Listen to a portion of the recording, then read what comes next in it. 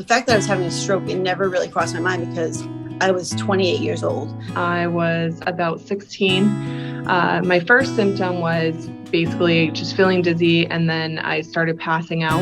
My words weren't right. I still to this day have aphasia. They sent me to Maine Med, where I was tested. They determined that I had rhythmogenic right ventricular dysplasia. Say you were an infant again. I had to learn how to tie a shoe, how to walk again, how to eat food, all of that. I had to learn how to do all over again. I never had really been sick. I was a healthy child and a healthy teenager, and then this situation came up. So my thought was, doctors are here to help and they're supposed to know everything. And when I found out that, they're still learning and there's diseases they still need to learn about, such as this disease because it's a rarer one, that was hard for me to grasp. It does not discriminate. It doesn't hold you accountable for your age. It's not just old people that it happens to. It happens to young people, babies. There was no thought that it could be directly related to my heart because in my family, we didn't really have any heart-related diseases or anything along those lines. It's really important to recognize the symptoms of a stroke. One thing to keep in mind is fast, face drooping, arm weakness, speech difficulty, time to call 911 fast.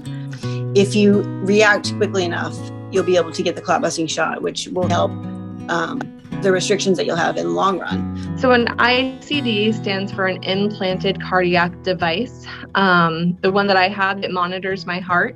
And also, if I were to go into basically a progression of having double heartbeats, it would shock my heart to bring my heartbeat back to normal. My life now since the stroke, I have a part-time job. I own my own home, all kinds of stuff like that. I mean, there's stuff that I can't do. I can't go out and snow blow. I can't do that. But I can ride a lawnmower with the best of them. Luckily, I had a great support system. I had my father. I have other family members. I have a very small family, but I did have other family members that were there helping me go through this. And they continue to push me and say, you can still do everything you wanted to do. You can still go off to college. You can still play softball. That's not something you can't do. You just have to be more careful. What I can say to anyone who has had a stroke or is going through a stroke, just stick with it. I know you're going through therapy and it's a pain in the butt. If you stick with therapy, you'll get it done. The biggest thing about Go Red for Women is hoping that, we're able to develop a cure for some of these heart diseases in the future.